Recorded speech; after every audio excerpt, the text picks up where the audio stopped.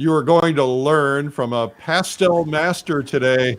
Welcome to Marla Baggetta. Marla, how are you? I'm great, Eric. Thanks for having me. I'm so excited to be painting for you guys today. Well, what are you going to do for us today? Well, I'm kind of excited because the last time I saw you, Eric, was in Canada at Fall Color Week, Right. which was amazing. And so I'm going to do a little scene from that trip, which is so beautiful. So sparkly little scene, and that's what I have planned. Is it a snow scene? Yep. Yeah, because we had unexpected snow, didn't we? No, we didn't. And that was a little daunting. I was like, oh no, it's going to snow. But it was amazing. It was really, really amazing. That's when I discovered that I actually liked snow painting. I had a bad attitude about snow painting before that, but even though it was very cold, of course, we had some places we could stand in the windows and paint out the windows. That was no, it was fantastic, the whole experience, the people. And I don't know if you remember this, but I was there when it was my mom's 80th birthday, and that was a big, big no-no. And remember that morning, that whole group, it was like 70 or 80 people? Yeah. We sang happy birthday to my mom. Do you remember that? Yeah, I do. Yeah, it was fantastic. That was pretty special. Yeah, well, that's a fun group. Now, we just got together. Yeah. We had about 40 of us at Fall Color Week in New Hampshire. We managed to pull it off. The great. only live event we've been able to do all year, but it was reduced in size, which was actually kind of nice because we were able to socially distance and still paint, and it was a lot of fun. Yeah. 40, that's a great group. I'm sure you guys had a great time. We did have a lot of fun. Yeah. All right, Marla, I'm going to let you get get everything set up. Okay, terrific. Off, and we'll be right back with Marla Baggetta. Okay, our guest today, Marla Baggetta. I'm Eric Rhoads, publisher and founder of Fine Art Connoisseur and Plein Air magazine. This is day number 260. Unbelievable. Here pretty much every day for the last 260 days since coronavirus began, or right around that time anyway. I think we started about a week after the quarantine recommendations, but we wanted to be there for you, give you something to distract you, something to keep you upbeat and feeling good about yourself. And so here we are. I'm going to give away some prizes in just a minute, but first, this for you. Have you ever wanted to learn to paint in watercolor but don't think you have the talent? Most master artists will tell you that painting is a skill anyone can learn. If you follow a process, you too can paint beautiful artwork. You could spend $3,000 or more to attend a live workshop or convention. Or you could learn from the world's finest for a fraction of the cost at Watercolor Live, the world's first virtual online art conference devoted to water media. 3 days of world-class artists demonstrating in portraiture, landscapes, still life, the human figure, cityscapes, color mixing, and more. Get to know other artists and instructors personally through our breakout sessions, and we'll even paint and draw together at the end of each day in the safety of your own home. Make new friends in our breakout sessions. Paint with hundreds of others. Get private access to our exclusive members group to become part of our community, and learn to take your artwork to a higher level. Watercolor Live, 3 full days of watercolor instruction from the world's best. January 28th to 30th. And for people who want to learn painting from scratch, start with our Beginner's Day on January 27th. Soon you'll be painting faces, people, flowers, scenery, objects, and other subjects. You'll see your artwork improve faster as you learn from top artists and instructors from all over the world. Make history as part of the world's first watercolor art conference. Sign up today and join the world as we learn art together from these amazing artists. Joseph Zbukvich, Linda Daly Baker, Jean Peterson, Mario A. Robinson, John Salmonen, Thomas W. Schaller, Suni Warren, Matthew Bird, Andy Evenson, Michael Holter, Pablo Rubin, Daniel Marshall, Lauren McCracken, Angus McEwen, Kim Minicello, Ian Stewart, Brenda Swenson, Keiko Tonabe, Stephen Zhang, Birgit O'Connor, Shuang Li, Antonio Masi, Larry Moore, Glenn Knowles, and many more to come. Why not use this time to learn a new skill so you can amaze your friends and family with your paintings? Watercolor Live, from the publishers of Plein Air Magazine and American Watercolor. Sign up by January 10th and save up to $500 off the retail price. Well, that's Watercolor Live. Remember, sign up before the 27th of January. You get the next lowest price, and we're going to have a phenomenal time. We got over 1,200 people. I think almost 1,300 people. I haven't checked today's numbers, but it's growing like a weed. So happy about that. Thank you for that. We have a prize today. Today we're giving away the easel brush clip. The winner of the easel brush clip is Jody Epp from Saskatoon, Canada. Thank you, Jody, and congratulations. And you will be able to get the Plein Air apron if you leave comments today. We're asking you to leave comments and tell us where you're from, and then we will choose from the comments so that you have an opportunity to win the Plein Air apron today. A reminder that the Plein Air Salon Art Competition is going to expire on the 31st of the month. So before the end of the month, make sure you get your entries in Plein Air Salon Art Competition. Just go to pleinairsalon.com. All right. Now, the next thing I wanted to mention to you is that we have a free gift for anybody who wants it. It's called 97 Tips, 97 Amazing Painting Secrets from the World's Best Artists. We have taken a lot of the over 600 videos that we've done and put samples of some of the great tips in this. It's a 2-hour video. It's your gift, our gift to you. And you can get it on streaming or DVD at 97tips.com. Again, our gift to you. We are here every day, 12 noon on Facebook and YouTube, Instagram, and others at Streamline Art Video. Just search Streamline Art. If you go to YouTube, you can find all 260 days worth. And remember, we're doing this twice a day, once at noon and once at 3. And everything that we've done since the beginning is there if you want to kind of go back and search for artists you like or marketing ideas. And please hit subscribe. We were pleased to hit the 60,500 number the other day. And now we're going to the next goal of 70,000. If you have not done that yet, we'd appreciate it. It's always helpful. All right. Today we have our guest at 3 p.m. will be Irby Brown, the late Irby Brown, and this one is called Los Golondrinas. And I only know the name because I probably pronounced it wrong. It's because I've been there and we took the group there painting at the Plein Air Convention. If we ever go back to Santa Fe, we'll go back there. It really is a beautiful place. Tomorrow we have Jill Stefani Wagner, who will be teaching, and so you want to make sure you catch that. But today we have a very special guest, Marla Baggetta, who does incredible work, and this is just a sample of some of her work. She works in a lot of different mediums. It looks like oil and pastel and a lot of different approaches and styles. So please welcome Marla. Welcome back. Hi. Yeah, thanks for having me. Thanks again. Yes, I work in a lot of different medium. I started out as an illustrator, so I just kind of dance around, and but my home base, I think, is pastel, so that's what I'm going to do for you guys today.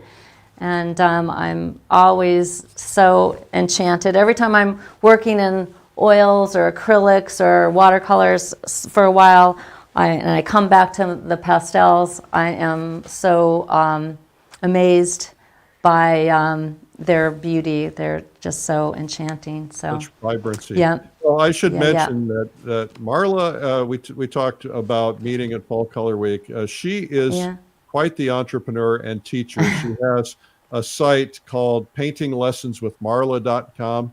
You might write that down, put it in the comments, or put it in, do a screenshot so you can learn more about that. She's been doing a lot of teaching during COVID, and she is a phenomenal teacher. I highly recommend her. Oh, thank you. Thank you. Okay, I'm gonna step off camera and let you go ahead and start. All right, super.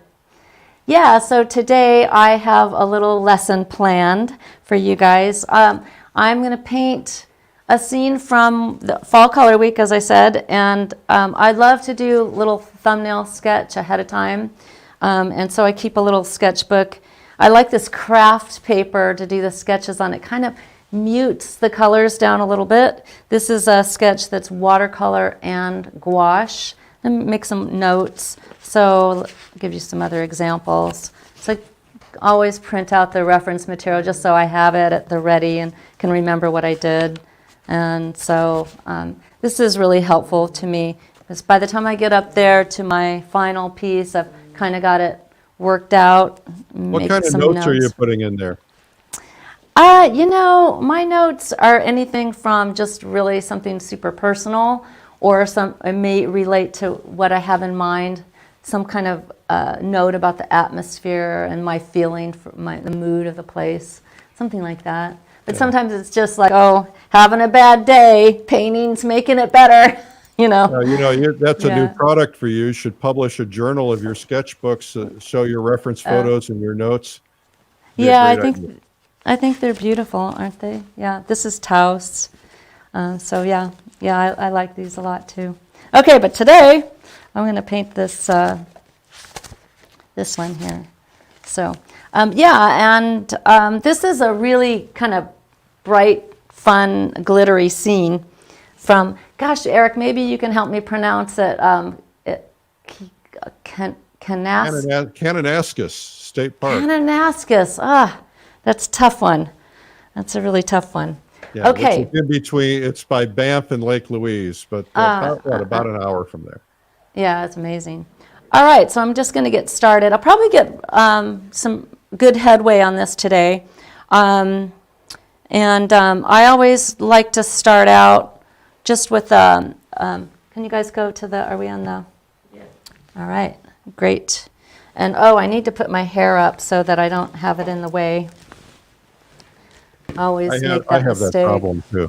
Oh, do you? Yeah, well, I got a good hair gene from my mom and dad, so got a lot of it. Can you speak to how you have your pastels laid out? Yes. Very intentionally, they are set up by hue, value, and saturation. And if you notice, there are no wrappers on the pastels. They are, and that's also very intentional, because each pastel is a little tool that can act like a really wide variety of brushes. And if you've got the wrappers on, you've only got access to the ends, to the tips, and you've kind of defeated the purpose. So none of them have the wrappers. What brand of pastels do you use? Good question. They're all a very wide variety of brands. Each brand has particular characteristics that can be employed in a piece. So I would, there are some pastelists that like to stick with just one or two brands, but there's so many amazing pastels on the market right now that I just love them. So there are a lot of Unison. There are Terry Ludwig. There are new pastels, Blue Earth, what else? Giroux, I like very much, Mount Vision. So lots of different brands, and they all are just a little bit different. So, I just find that it really widens the breadth of, techniques and things that I can do by having a nice variety of brands. Oh, I see a little heart, a white heart down in the purple. What is that? Yeah.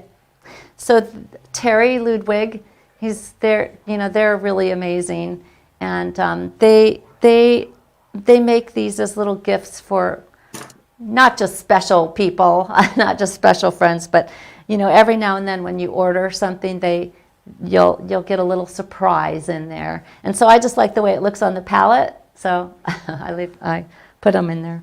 Very nice. So I don't really use them, but they're pretty. Okay, all right, so I'm going to get started. And can you guys put up? All right, good to go. All right, so the first thing that I like to do is I like to give myself a little bounding box, a little floating box here. And I prefer not to paint to the edge here. Some pastelists paint to the edge and frame in a particular way that works. But I like to frame my finished pastels with a mat still. And this floating box gives me a couple of things.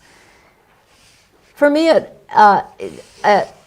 it tells me something about the picture plane and what's happening. It's easier for me to see the negative shapes within this rather than at the edge of the paper. The other thing it does is it gives me a little place to make practice marks. And to me, that's very, very important because I don't want to be putting product over product. I want to keep as thin as possible for as long as possible. So by testing out the strokes ahead of time, the color relationships, what the pastel is actually doing, just sort of mechanically, this little area gives that to me. And the other thing it does, if I need to adjust my composition just slightly, I have a little bit of wiggle room. And if I paint it to the edge, I'm kind of don't have that. Now today, my thumbnail is a rectangular proportion, and I'm preferring today to do a square. Now, I just like the squares. I think it's a really dynamic proportion to compose within. I also think that they look good as a finished piece, and they have a little bit of a kind of modern bent, and I'm not sure what that is about it, how I feel about that, but that's what I think. So I like and what kind of paper are you using? Yeah, thanks for reminding me. This is pastel matte, and I love this paper. It comes in a lot of beautiful colors. It's considered a multimedia paper, and it has a very, very smooth surface, and it grabs onto the pastels in a very particular manner, quite different than some of the other pastel papers, but I love it, and I've been using it. Oh gosh, we'd have to look. Can we? Right. Can we do that? But I'll swing back around to that. So I'm going to start in with just kind of a sketch, kind of wash in some of these shapes, and I'm going to make some adjustments to this from this thumbnail to the square proportion. So that's something to be aware of. Usually when I'm painting, say in plein air, I'm going to try to be pretty intentional and keep my final the same proportion as my thumbnail so that I really really achieve what I wanted to achieve in the thumbnail in terms of composition. But in this case, I'm in the studio. I feel pretty confident about it, and so I'm going to go ahead and make a little change. So I'm just going to get in here and wash in some of these shapes real loose. And I'm concerned about a couple things, thinking about that I want my scene, I want my trees to be not static. It's a living, breathing scene. So I'm going to give it a little more gesture than perhaps sort of exaggerate that. But funny enough, I find that when I exaggerate it, it usually winds up being just about right. I think I'm exaggerating it, but usually it's just winds up just about right. So that's kind of funny. And as long as I have been painting, which is a long time, I've been teaching for 25 years now. It's crazy. So. Time flies when you're having fun. Yeah, I know. And I feel so fortunate to, I've been doing this, I've never really had a real job. I've been a full-time painter pretty much my whole career. Started out as an illustrator. So. Are you thinking at all about values yet? I am a little bit. So just with this, washing this in, so I'm establishing a couple things. See this? This is my little fall tree in the light. So I'm leaving the paper here because I don't want to put light over dark here. I want to keep it as thin as I can. Here's my mountain shape in the distance. Kind of probably simplify this. Here is this tree here, and then I have this other angled plane here, and this is where that glow is that I'm going to try to catch, hopefully, and some other foliage, just keeping it loose and playful at this point. There's this sweep of this bank, and this is where that light is spilling into my scene. I'll just kind of get that sort of placed. Here's there's a little pine tree that's right here, and I'm going to put that in. It's kind of a little detail that maybe isn't necessary, but it's going to kind of frame my composition and act as a little stopper that I think will be somewhat effective, I hope. And so just get that in there like so. So that's kind of about all I need in terms of a beginning sketch. It's pretty loose and crazy, and at this point it's really just a map for me. It doesn't have a lot of definition to it yet, but I like that about it. All right, so that's pretty good. So now what's next? That's always the thing. Where do you start? Well, you know, I don't have a thing where I'm going to start from the top and work to the bottom, nor do I really think about, other than thinking I want to stay thin as I can for as long as I can, I am not considering or giving sort of precedent to hard to soft.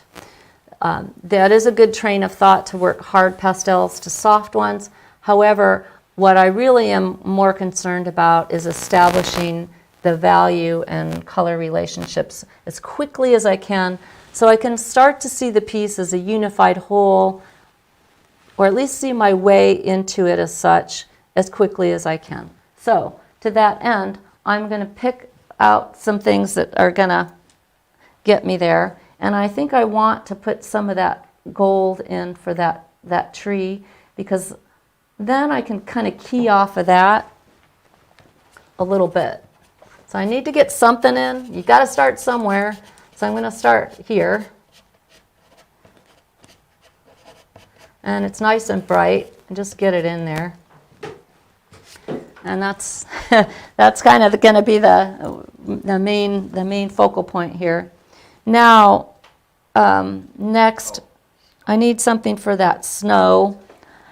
Just a main, I'm thinking about just kind of a main wash, keeping it really simple at first, anticipating that I'm going to be adding on, that I'm going to be layering in more color to get that kind of optical mixing, but to start, keep it simple. So I'm thinking this, see that? It's pretty dark, but I think it's not bad. I think it's about right, at least to begin with. I want to make sure that this isn't too light.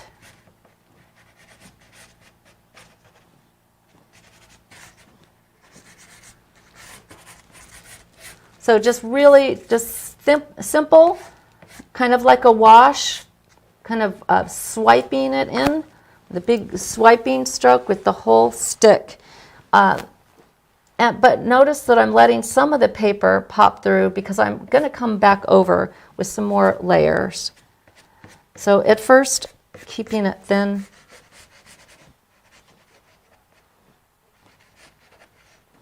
And then there's this other back here, like so. So that's not bad. There's some of this. So I want to try to, what else can I do with this while I've got it in my hand? And I want to keep my palette also as limited as I can for as long as I can. This might be right for the snow up here on the mountains. Not quite sure yet. Don't know yet, but could be. So I'm just going to put it there just to remind myself that, okay, maybe. Next, I want to establish, I think, this. Now it's backlit. It's got that sun behind it. So maybe starting with something a little bit lighter, maybe something like this. I love this. This is beautiful, kind of dulled green, but still it's got some chroma to it. So understanding that those three elements, aspects of color, hue, value, and saturation are just, that foundational knowledge is just key to getting all this going. So I think that's pretty good. And now, now something a little darker. And notice that I'm not concerned about the sky yet. I'm going to knit the sky in and around these shapes. And I'll just come into this too, knowing that this isn't quite the right hue for this. I want a little bit more variety, but I think it is about the right value, so I'm going to err on the side of value almost always, probably always. All right, I'm thinking about some of that. Yeah, that might be a little light. This is this light side of this foliage mass in the front of the pine. And again, keeping it really simple. I don't want to be doing individual leaves and branches and such at all. Not at this stage. And then that I think will work in there for that, maybe a little bit here. So now I'm kind of getting somewhere. And let's see, what else do I want to do now? Okay, some of the edge of that pine tree. And that's the same as the other one. I want to shift it a little bit different hue. So get something more like that in here for this. Just to start, just to get a little something in here. Okay, now that I've got that there, it's, I think, a good time to start thinking about the sky and the snow, the snow that's in the light. And I have this, I have this one Terry Ludwig here it's got some sparkles on it. And I want to use this, but not yet. I think it'll be fun to use. I'm going to try this one though, in here. This one's got some sparkles too. So what is it, like glitter? Yeah. Isn't that fun?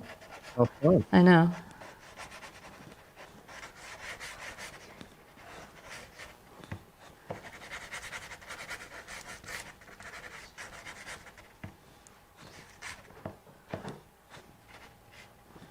Yeah, that's super fun.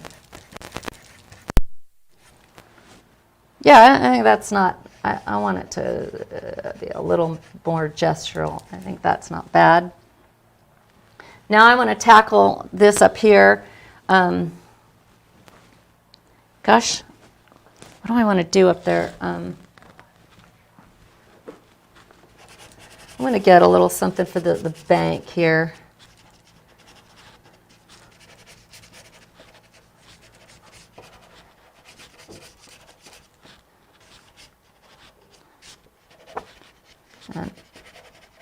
Start carving out. So I kind of put down this wash, and now I can start carving into those layers and really establishing my shapes and getting it a little more together.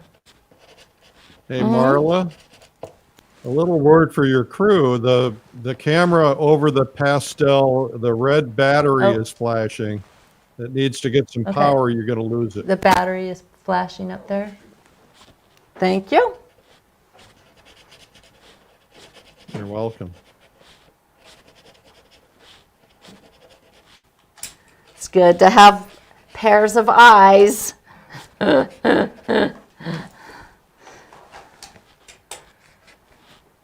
We do a lot of battery watching around here. It's crazy.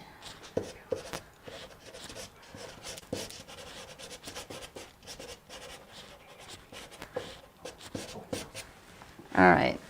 Ah, yeah, that's kind of nice, starting to pull together. Right here, there's the corona, the refraction of the sun on the edge of this, so I would like to try to get that. I kind of got it a little bit, a suggestion of it in the thumbnail, and so it'd be fun to try to get it. So I'm going to come along with something like this right on this edge. Sometimes stuff like this can be kind of tricky. I mean, it can kind of come across in a painting as a little trite or whatnot, but so, you know, kind of want to be a little careful about it, but I think I might be able to pull it off.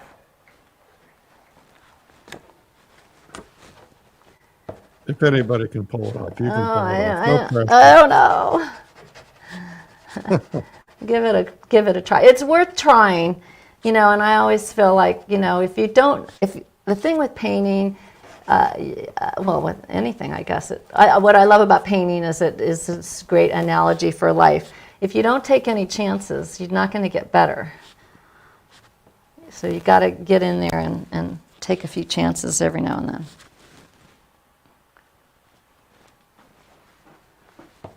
So I'm going to go ahead. I'm pressing kind of hard by now on that,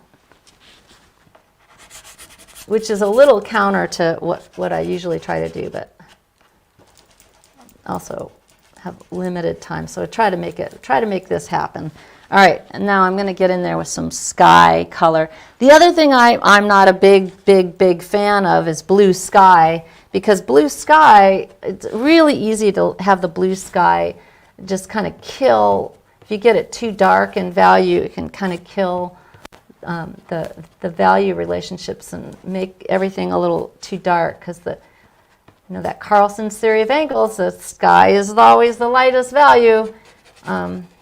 So blue is tricky, so gotta be careful with it. So I'm gonna get some blue in there, because we've also got that snow and it's reflecting the blue sky, and we kind of want it.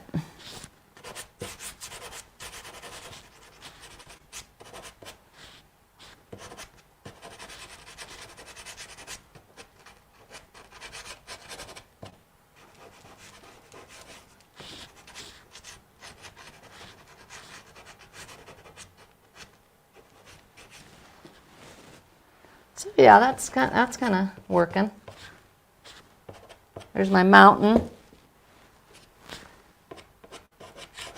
These clouds, wispy, really beautiful.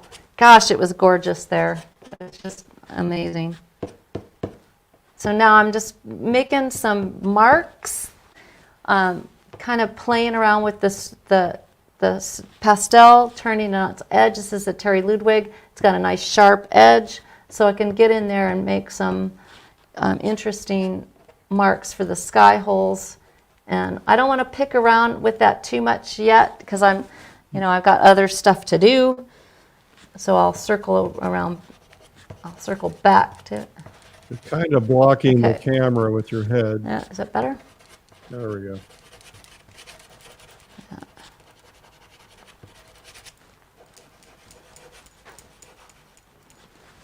And you're not supposed to blow like that. But also, do as I say, not as I do is always good. All right, I'm going to come in to the mountains now, I think. And I haven't decided. I think that blue is a little dark for the snow on the mountains. So I'm going to lighten that up a little bit. Is it difficult to get the pastel to go over a darker color like that without it influencing it? You mean, Well, not like really.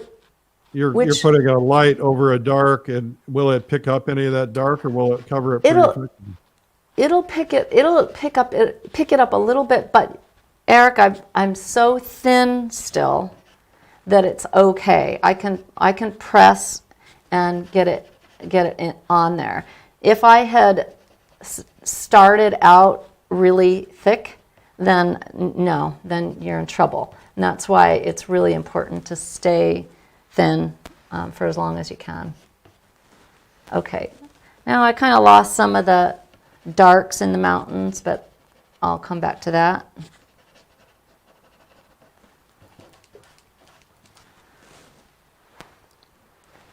And I'm really liking that. All right.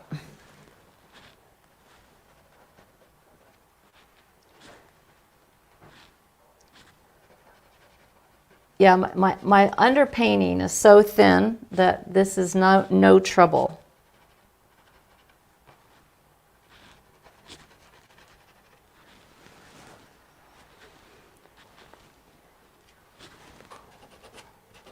And I'll just knit that sky in around there.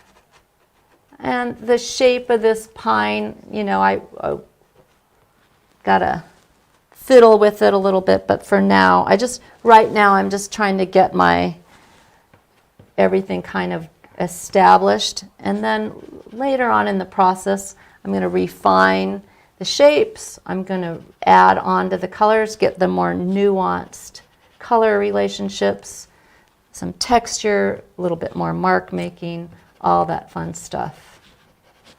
But just get going. I'm just trying to get the thing working as a whole as quickly as I can.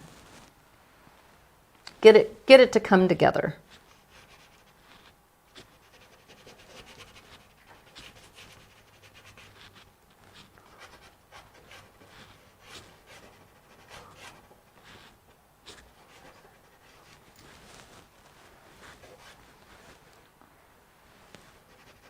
And sort of, not sort of, but to maintain that kind of loose orientation.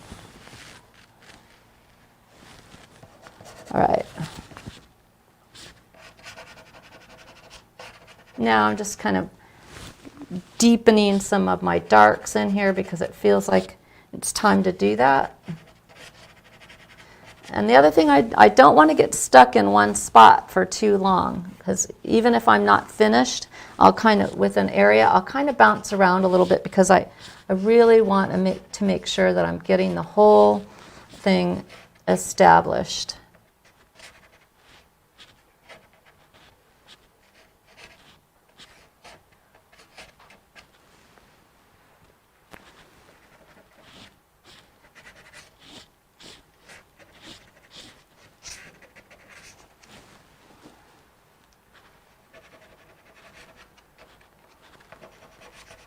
My little tree over here. So kind of getting in there, getting a shape, and then breaking it up again. So making it, and then breaking it.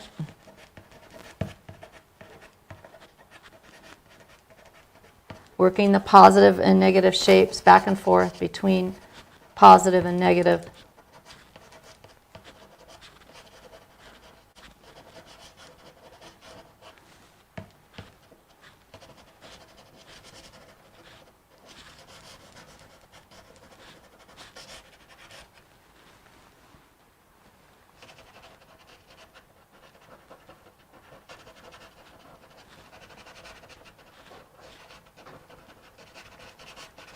Now, this mountain, I'm missing those rich blues on the mountain, and I want something maybe like this. I'm thinking it's...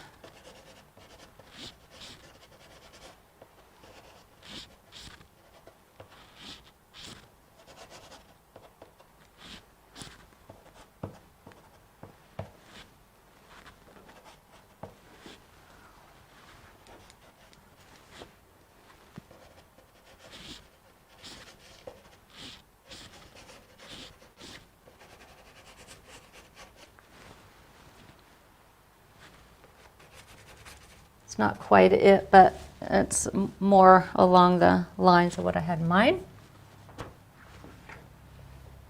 Oh, that's not bad. Okay.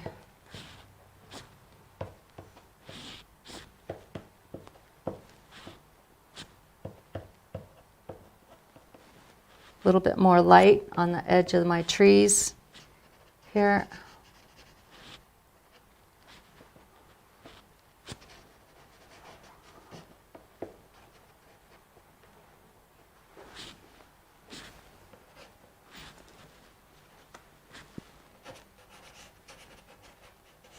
So even if I don't have the hues exactly right, I'm okay with that. I'm really more interested in making sure I have the values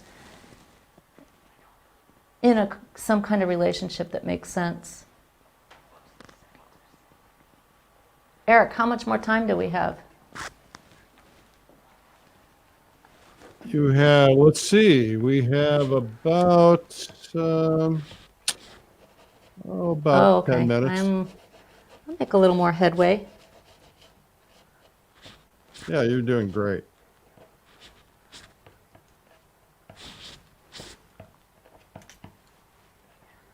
Try to get some of these fun little details happening, even though I probably wouldn't do it yet.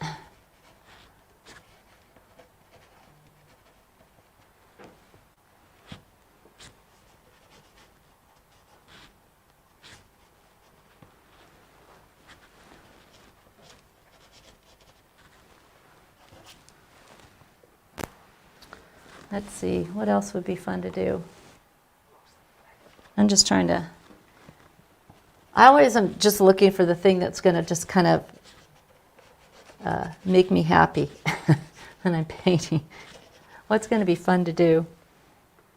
Put some snow on a branch. Yeah, that kind of thing.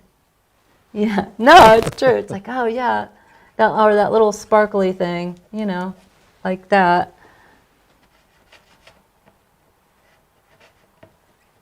I do this, Eric. I intentionally save stuff in a painting. Okay, I'm going to wait to do that because I know that's going to be really fun and it's going to pull it together. And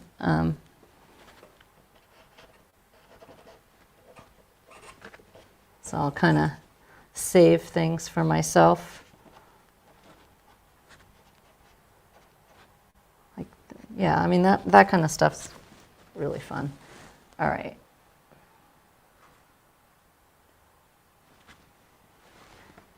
And pastel, it's such an interesting thing. We're picking, not mixing. I just got done doing a course on color that is got a lot of mixing in it because I have all these pastel people, and I think it's kind of easy to miss out on some of the understanding of color when you're never mixing. We have a question. The question is, what do you do? Do you spray your final piece with a fixative or something, or do you just put it under glass? It really depends on a couple of things. How much product do I really have on there? But usually, if it's going to go in a frame, I do I do spray it, and I use a fixative very thoughtfully, intentionally, because there's some bad ones out there, and it's very expensive actually, and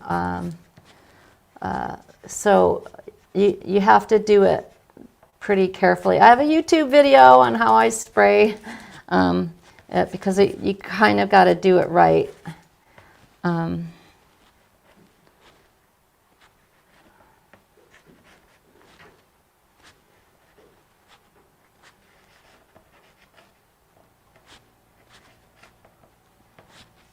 I love the looseness.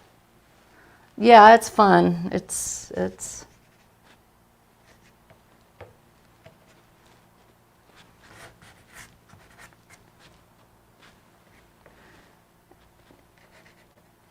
you know, it's a balance of keeping it loose, but still saying the things that you want to say, making suggesting all the things you want to suggest, but so it's a dance for sure.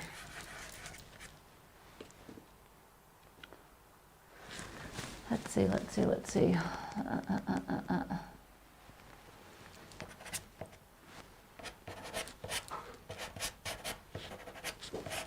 Do you have a particular fixative you use? Somebody Yeah. mentioned hairspray. No. Hairspray, no. Hairspray is not archival, unfortunately. But yeah, I mean, if you're just messing around, and then yeah, hairspray might be something to head to. Certainly does something. But I use Krylon. Do we have a can of it somewhere? Krylon, fine art fixative. I used to use a product called Lesco, but when I first started doing pastels, it was $9 a can, and now it's like almost 30. And so at one point or another, I started looking around at other alternatives, and here it is. Thank you, Kevin. It's this.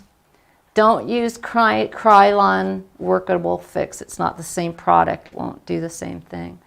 But it has to be applied in a very particular manner to get the most effectiveness out of it.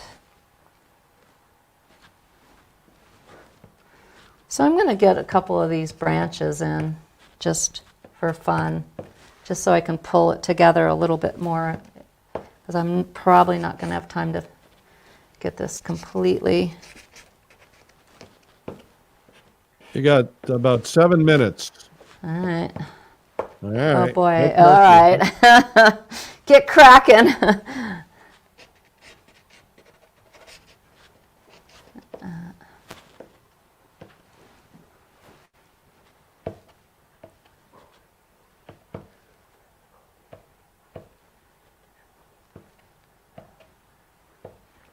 How often do you go out plein air sketching?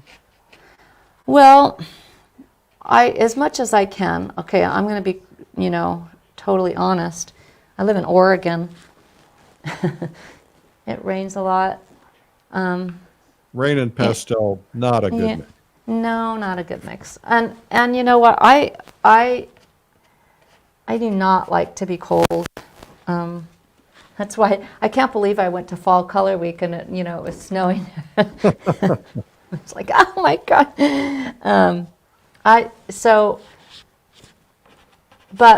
There are some amazing locations right near me. I have a beautiful riverfront right near my home. So I like to go places that I'm familiar with and can return to. As I'm a big fan of repetitive painting, painting the same scene over and over and painting it in different lighting conditions. I think that it's a really rich way to work. And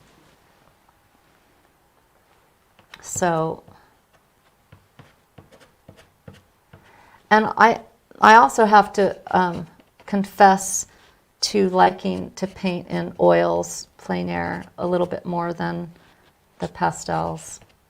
So there's something about my oil painting rig that just, I don't know, there's something so romantic about being out there with those oil paints. Just, I don't know. Well, plus if you accidentally spill your pastels on the ground, you're in trouble. Oh yeah, I know what you were going to say. Yeah, yeah, it's not a good look, and I'm sorry to say I've had some students lose their rigs. It's not fun, and it's also very expensive. So you could see this is starting to pull together kind of nice. Some of these little.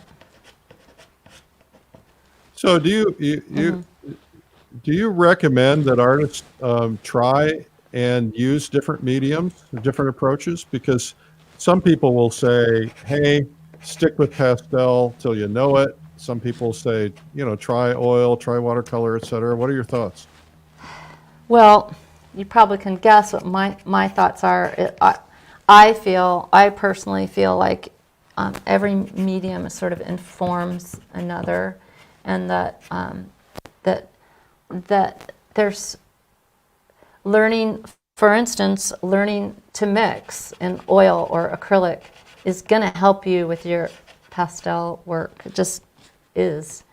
I also find that you sort of, I don't know about you, Eric, but I kind of, having a little break from a medium is just, it makes me appreciate the other that I've sort of, taken a break from. When I come back to it, I'm like, oh, wow, this is what this is. I was talking to a pretty well-known artist yesterday who said the exact same thing. He said he gets bored.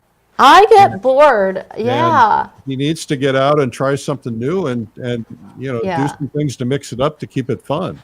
That's it. It's totally it. This is not boring. I mean, we're not doing boring stuff here. This is really fun. But there's, like even the dustiness, the chalkiness of this. There's something to be said, like taking a little break from it, and like okay, and then coming back. What's interesting? So my tray here, it has a lid, and what I'll do is I'll put the lid on, and then I'll be working in acrylic. Put my I have a big glass palette, and so it's covered up sometimes for a couple of weeks at a time, and then when it's time to go back to the pastel, and I open up that lid, it's like, whoa, yeah, that's what these are. It's like, it's so cool. You do the same thing with certain paintings. You just have to get away from them for a while. Yeah. Yes. Yeah. Yeah. Yeah. You need that distance, that perspective on things. So yeah, I think this is kind of coming out kind of nice. That's sort of working. I would want to work on just refining the shapes of some of these sky holes, maybe adjusting some of these values just a bit. But overall, it's not too shabby. Well, I'll mention again that Marla has painting lessons with marla.com, and you can go in there and find online painting lessons and check it out. Yeah, please do. Yeah, we work really hard. I teach live workshops all around the country, and some internationally, and so with this crazy, unpredictable time, I've put all my energies into the online lessons so that my students can have an experience all year round. And I do like it because rather than just working with students for 3 days and then see ya, I get to stay connected with my students year round and really get an in-depth experience, and it's really been something. And I have a very small yet effective and wonderful team. They're really committed. Everybody works so hard. But the thing that I just cannot even believe how lucky I am is every morning I wake up and know that it's going to be fun. It's going to be beautiful. It's going to be hard, but we're all working towards the same thing, and there's no ego happening in our shop. It's just all we just all kind of work hard and love it. So it's really special. Why don't you come back on camera and we'll say a quick goodbye. All right. Great. All right. Well, this has been fabulous. Oh, good. I'm glad. Yeah. Beautiful Thank you job. so Well, much. Thank you so people much for now that inviting can get a me. feel for just how big that tray of pastels really Oh, is. yeah, it's really nice. And you know what? There are a lot of pastels that have way, way more. A lot of my students that do, but this is about all I kind of need. And but I have, this kind of thing takes some time to accumulate and to cultivate. You have to But be yeah, it's pretty really. disciplined, though, to make sure you're getting them back in the right place. There's a bit of that. I try to get them back, at least kind of in the right vicinity. Keep them clean. That's other thing. Because if they're not clean and if they're not in the right place, to me, if you can't see them, you're not going to use them. Some of my students they'll come to a workshop and they'll have boxes and boxes, and if you don't have them in the box, if you don't have them laid out, you're not gonna use them. So yeah. Well, this has been fabulous. Thank you Yeah. so much for being on today. It's really a Thank pleasure. you. And Thank you. we love what you Thank do. you. And thank you Okay. for all your fabulous teaching. Thank you. Thank you, Eric. Appreciate you having me. And best of luck. Everybody stay healthy and happy and painting. That's Yep. right. All right. All right. And happy Okay. holidays. Okay. Same to All you right. guys. Bye-bye. Well, that was fabulous. And so I hope you enjoyed that. I want to tell you quickly a couple of things. First off, we have a free gift for you. If you tuned in and you're new to us, we have a new gift. And I mean a gift, and it's called 97 Painting Tips, Amazing Painting Secrets from the World's Best Artists. It's 2 hours of video. Our gift to you at 97tips.com. We are here daily at 12 noon on Facebook and YouTube's 5 days a week. And 7 days a week, we are on 3 p.m. doing art instruction video samples. And today is no exception. We have an art instruction video sample from the legend Irby Brown, the late Irby Brown. And this is a video that Lilidol did many, many, many years ago before we got involved with them. And so this is a classic. And Irby, of course, is a legend. So that's at 3 p.m. today. Make sure you check out Watercolor Live at watercolorlive.com. Like Marla said, different mediums inform you in different ways. And we've got the world's best watercolor artist teaching, and that's going to be phenomenal. The price goes up in January. So that's watercolorlive.com. Also, a reminder that if you're looking for Christmas gift ideas, we're always willing to provide them. Plein Air Magazine and Fine Art Connoisseur Magazine make great gifts. We would love for you to pick them up. Coming up on Sunday, my blog's coffeewitheric.com. And if you don't subscribe, pick it up.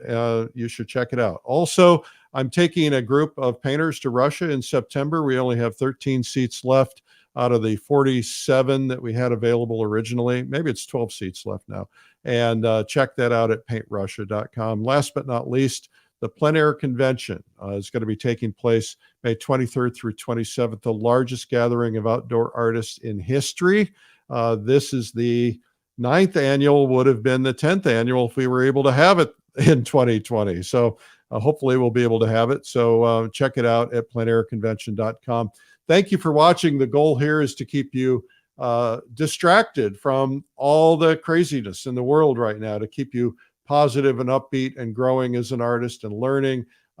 Please share this with your friends. Tell others about it. We have a worldwide audience now, and people tuning in from 30, 40, 50 countries, and we love having you. And some of you are watching the replays, some of you are watching live. Remember to put a comment in there where you're from, and we'd like to know who you are. But also, we're giving away prizes every day, and tomorrow we've got a great prize. So make sure that you leave a comment so we can grab somebody and give some prizes away. Okay. Thank you for tuning in, and thank you again to Marla. She is a fabulous teacher, and have a terrific day. I'm Eric Rhoads, publisher of Fine Art Connoisseur and Plein Air Magazine, and part of Streamline Art. Have a great day. Bye.